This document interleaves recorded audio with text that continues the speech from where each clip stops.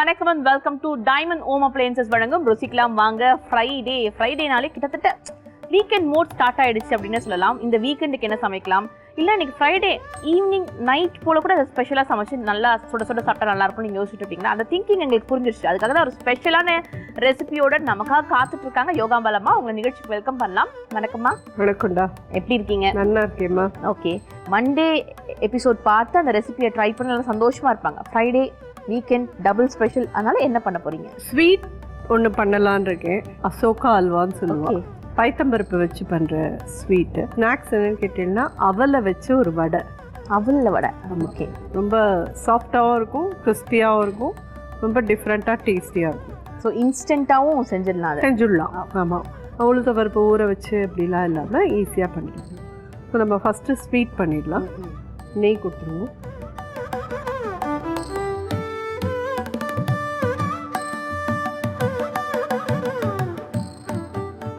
முந்திரி பருப்பு வறுத்து எடுத்துடலாமா?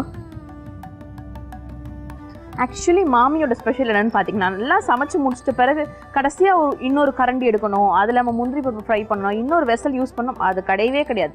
சிங்கிள் பாட், அதுலேயே நம்ம முந்திரியை ஃபஸ்ட்டு ஃப்ரை பண்ணி சமயோசித்த புத்தி தேவை இதுக்கு. கண்டிப்பாக. ஸோ ஏன்னா நிறைய பேர் பாத்திரம் தேய்க்கிறதுக்கு தான் ரொம்ப சிரமப்படுவாள். அதுக்கு இந்த மாதிரிலாம் ஒரே இதில் முடிச்சிட்டோன்னா ஈஸியாக வேலை ஆகிடும். மற்ற அல்வாவோட கம்பேர் பண்ணும்போது இந்த அசோகா அல்வா அதில் என்ன? இதுக்கு பேரே திருவையாறு அசோகா அல்வா அப்படின்பா. திருவையாறில் தான் இது ரொம்ப ஃபேமஸான ஒரு அல்வா. அதாவது முங் தால் ஹல்வா அப்படின்னு ஒன்று பண்ணுவா. அதுவும் இதுவும் ஒன்றான்னு கேட்டேன்னா கிடையாது. அது நெய்யில் பைத்தம்பருப்பை நல்லா வறுத்துட்டும் அதை பொடி பண்ணி அதை திருப்பியும் அடுப்பில் நெய் வச்சு கிளறி அதில் பாலை விட்டு அதுக்கப்புறமா அது பருப்பு உசிலி எப்படி உசிலிப்போமோ அது மாதிரி உசிலிச்சு அதுக்கப்புறமா அதில் சர்க்கரை பாகு வச்சு அதில் விட்டு அது மாதிரி அது ரொம்ப பெரிய ப்ராசஸ்.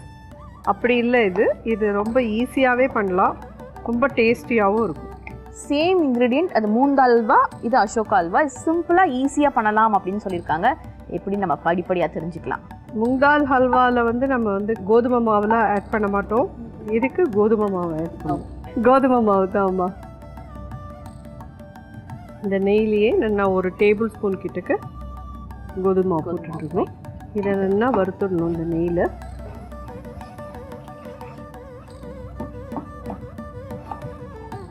பார்த்தீங்கன்னா நல்லா செவந்திருக்கு. பார்த்தீங்களா, இந்த அளவுக்கு இதை வறுத்துடணும். கோதுமை மாவோட பச்சை வாசனையும் போயிடணும். கோதுமை போடுறச்சே வெள்ளையாக இருக்கும், அது நல்லா இந்த மாதிரி ப்ரௌனாக ஆகும். அடுப்பை சின்னதாக வச்சுட்டே பண்ணணும். வேக வச்சு பைத்தம்பருப்பு. இது ரேஷியோ எந்த அளவுக்கு எடுத்துக்கணும்? முதல்ல ஒரு தடவை வறுத்துருங்க வாசனைக்கு. அப்புறமா இதை நல்லா குக்கரில் வச்சு ஒரு 5-6 விசில் வாங்கி இது மாதிரி குழச்சணும். அது டக்குன்னு பார்க்குறதுக்கு மூந்தால் தான் அப்படின்றது தெரியல, ஏதோ கோவா எடுத்து வச்சிருக்க மாதிரி தான். அந்த ஒரு கலர், அந்த ஒரு கன்சிஸ்டன்சி தான் இருக்குது. அந்த அளவுக்கு நல்லா ஸ்மாஷியாக பண்ணி வச்சுக்கணும். 4-5 விசில் எடுத்துக்கலாம். ஆமாம். ஸோ ரோஸ்ட் பண்ணும்போது ட்ரை ரோஸ்ட் தான் பண்ணணும், கீ போட்டுலாம் ரோஸ்ட் பண்ணக்கூடாது. ட்ரை ரோஸ்ட் பண்ணிக்கணும். ஸோ இந்த கோதுமாவும் இந்த முங்தாலும் நல்லா மிக்ஸ் ஆகணும். இந்த ஸ்டேஜில் இதில் சர்க்கரை ஆட் பண்ணலாம். பைத்தம்பருப்பு எடுத்துட்டதுலேருந்து 2 பங்கு சர்க்கரை எடுத்து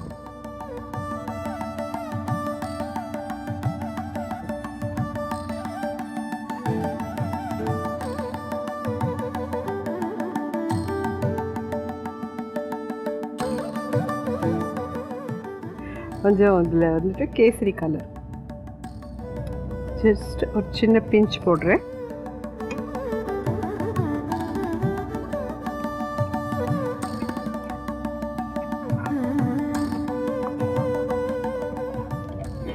இதில் நெய் சேர்க்க ஆரம்பிக்கலாம். சர்க்கரை மெல்ட் ஆகிடுது. சர்க்கரை மெல்ட் ஆகிற வரைக்கும் நீங்கள் நெய் சேர்க்காதீங்கோ. அப்புறம் சர்க்கரை கரன்னு வாயில் கடிப்பட்டுட்டே இருக்கும். அதனால் சர்க்கரை நல்லா கரைஞ்சிடணும். அப்புறமா நெய் சேர்க்க ஆரம்பிக்கும். ஸோ இதில் நெய் சேர்க்கலாம்.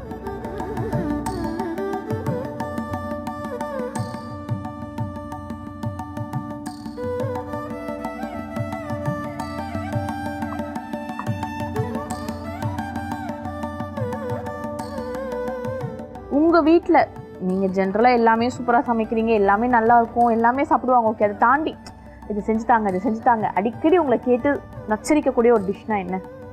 ஏதானும் ஒன்று ஸ்வீட் இருந்துகிட்டே இருக்குமா. அதனால் யாரும் வந்து அதாவது எல்லாருக்கும் ஸ்வீட் சாப்பிட்டு அழுத்து போயிடுத்துன்ற நிலவைக்கே போயிட்டு இப்போது. அதான் ஏன்னா குழந்தைகளாக இருக்கிறச்சே அவெல்லாம் நிறையா கேட்டிருக்கா என்னோடய குழந்தைகள்லாம். அதுக்கும் அடுத்த ஜெனரேஷன் இருக்கா இல்லையா, பேத்திகள் பேரன் எல்லாம், அவெல்லாம் கரெக்டாக லட்டு வேணும். ஓகே, எல்லாம் கேட்டுருவோம் கரெக்டாக. தீபாவளிக்கு வந்து எனக்கு பாதாம் கேக் கொடு, சாக்லேட் பர்ஃபி, அந்த மாதிரிலாம். இது அல்வா. ஸோ 3 டேபிள்லேருந்து 4 டேபிள் ஸ்பூன் கிட்ட நெய் விடணும். தாராளமாக விடலாம். ஸோ அதனால இதை யோசிக்கக்கூடாது.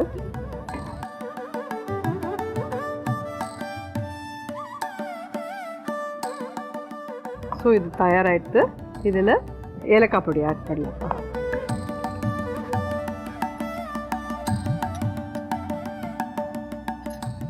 ஒரு 1/4 டீஸ்பூன் கிட்ட ஏலக்காய் பொடி போட்டிருக்கேன். வறுத்து வச்ச முந்திரி பருப்பு போட்டுருக்கேன்.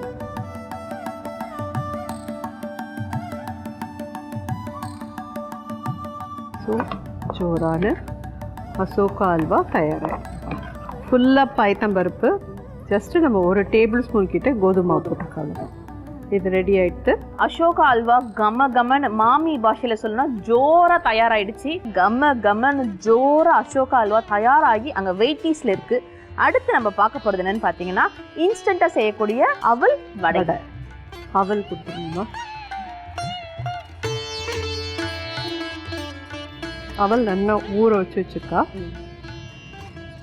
இதுக்கு என்ன அவல், அந்த தின் பேப்பர் அவல் அது மாதிரி எடுத்துக்கலாமா, எப்படி எடுத்துக்கலாம்? தின் பேப்பர் அவலே எடுத்துக்கலாம். ஸோ இதை நல்லா ஃபஸ்ட்டு பிசைஞ்சுக்கணும். இது எவ்வளோ நேரம் சோக் பண்ணலாம்? தின் அவல் தான் உங்களுக்கு வந்து ஜஸ்ட் ஒரு 10 நிமிஷம் ஊறினாலே இந்த மாதிரி ஆகிடும். சோக் பண்ணி வாட்டர் ட்ரைன் பண்ணி தயாராக வச்சுக்கணும். இதில் வந்து அரிசி மாவு நல்லா 2 டேபிள் ஸ்பூன் அரிசி மாவு போட்டுருங்கோ. கடலை மாவு 2 டேபிள் ஸ்பூன் கடலை மாவு, பச்சை மிளகா பொடியாக கட் பண்ணது, இஞ்சி நல்லா ஃபைனாக கட் பண்ணி போட்டுக்கோங்க, கருவேப்பிலை, ஓகே, கொத்தமல்லி,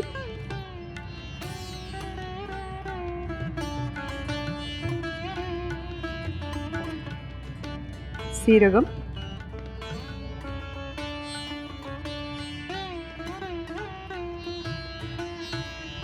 வெங்காயம்,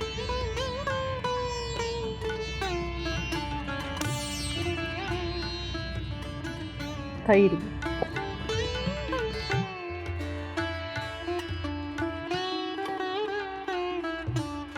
2 டேபிள் ஸ்பூன் தயிர் ஊற்றிக்கும். உப்புமா, இந்த வடைக்கு தேவையான உப்பு,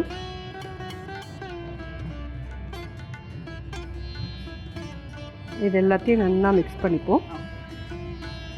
ஸோ இதில் தண்ணி விட வேண்டிய அவசியம் இல்லை, வேண்டாம். ஏன்னா அவல் ஆல்ரெடி ஊற வச்சுருக்கோம், ப்ளஸ் தயிர் விட்டுருக்கோம். அந்த இதுலேயே இது பைண்டிங்கில் பிசைஞ்சிடலாம்.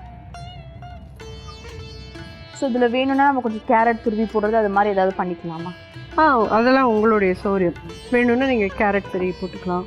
ஏன்னா குழந்தைகளுக்கு கேரட் கலர்ஃபுல்லாக இருக்கும். இல்லை சில பேர் வந்து பொட்டேட்டோ வேக வச்சு மசிச்சு இதோட ஆட் பண்ணிப்பா, அதுவும் நீங்கள் பண்ணிக்கலாம்.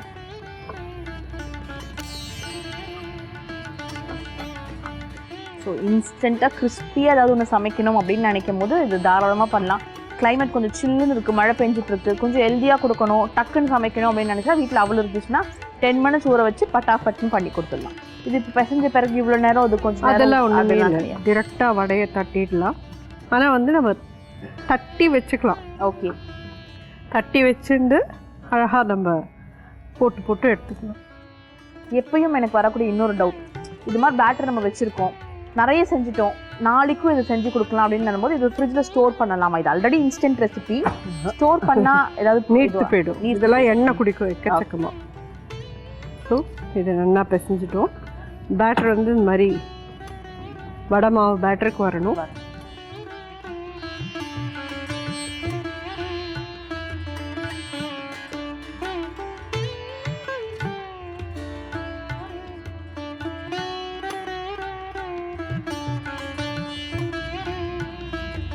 இந்த மாதிரி தட்டி நீங்கள் எடுத்து வச்சுக்கலாம். நான் ஒன்று ட்ரை பண்ணலாமா? தாராளமாக. இது ரொம்ப யார் வேணால் இல்லை, பண்ணல. அது பார்க்கும்போது கொஞ்சம் ஈஸியாக பண்ணலாம் அப்படின்னு தோணுச்சு. அதனால தான் நான் துணிஞ்சு இதில் இறங்குறேன்.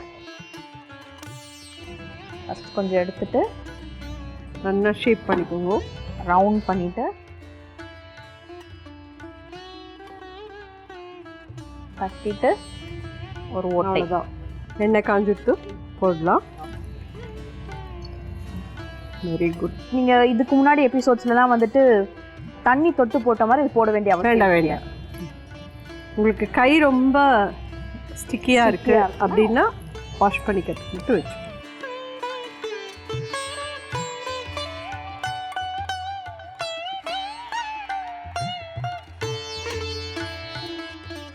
ஜென்ரலாக உளுந்த வடை இல்லை மற்ற வடைன்னா ஒரு கோல்டன் ப்ரௌன் வரும், நமக்கு அது தெரியும். வரும். இதுவும் கோல்டன் ப்ரௌன் வரும்.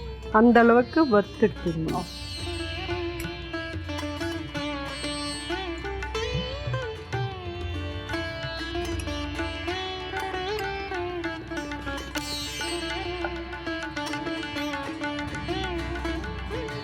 ஆனால் ஒரு வீட்டில் ஒரு 5-6 இந்த மாதிரி போட்டோன்னா நம்ம அடுத்த இது நம்ம பண்ணி தயாராக வச்சுக்கலாம். அதுனா அப்படி முடியாது, ஜஸ்ட் ஆன் ஸ்பாட் அப்படியே எடுத்து போடணும். ஸோ ஃபஸ்ட்டு பிகினர்ஸாக இருக்கவங்களாம் இந்த வடையை ட்ரை பண்ணிங்கன்னா நம்ம இன்ஸ்டண்ட்டாக செஞ்சு வச்சுக்கிட்டு ஒரு செட்டாக போட்டு எடுக்கலாம். அதுனா டக்கு டக்குன்னு போட வேண்டியது இருக்குது. இது ப்ளஸ் ரவுண்டாகவும் வருது. ட்ரஸ்ட் மீ, கண்டிப்பாக ரவுண்டாக வருது. நான் ட்ரை பண்ணி பார்த்தா எனக்கே ரவுண்டாக வருதுன்னா பார்த்துக்கோங்க.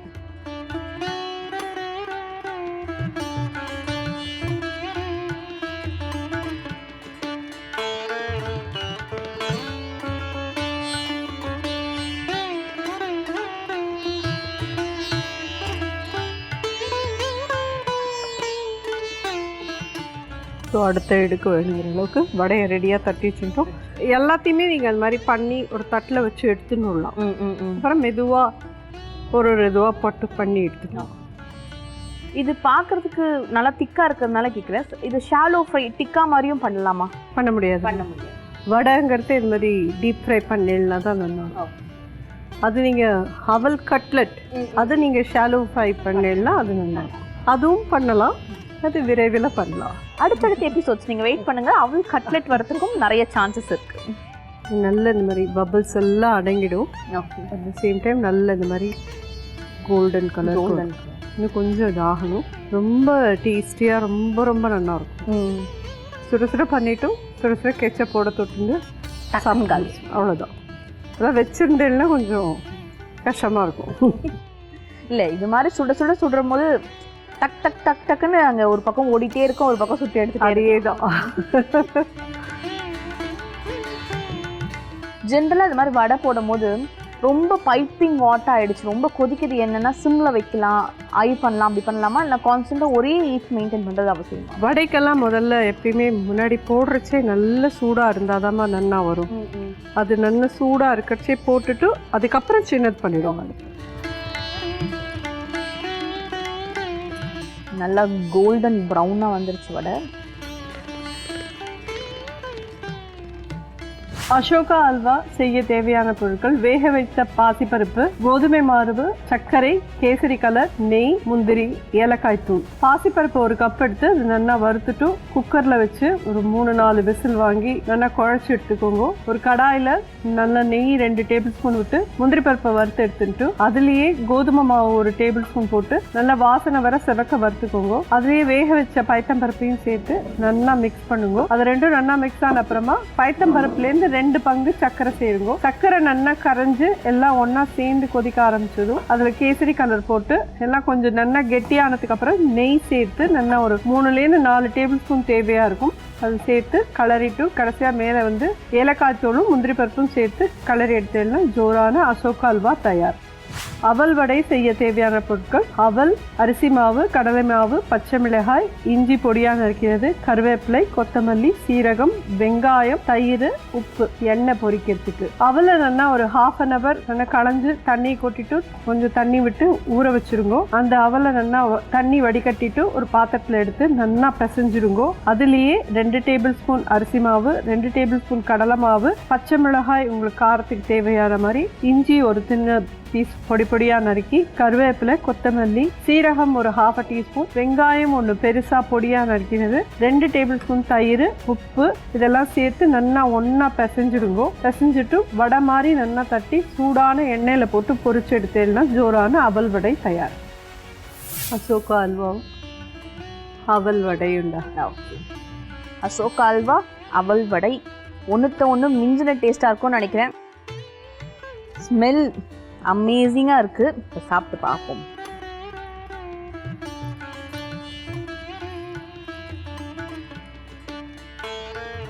அசோகா அல்வா அட்டகாசமாக இருக்குது. டக்குன்னு ஒரு அல்வா செய்யணும்னு நினைச்சா தாராளமாக அசோகா அல்வா செய்யலாம். அண்ட் தென் அவல் வடை இதுவுமே ஒரு இன்ஸ்டன்ட் ரெசிபி தான். நமக்காகவே சிம்பிளாக சூப்பராக சொல்லிட்டு இருக்காங்க.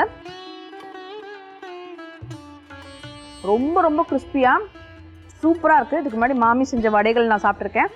அந்த வடைக்கும் இந்த வடைக்கும் என்ன வித்தியாசம்னா டேஸ்ட்டாக இருக்குது. இது ரொம்ப மொறுமொறுன்னு கிறிஸ்பியாக இருக்குது. குழந்தைங்களுக்கு கிறிஸ்பியாக சாப்பிடும் போதே சவுண்டு கேட்டுச்சுன்னா விரும்பி சாப்பிடுவாங்க. Must try recipe.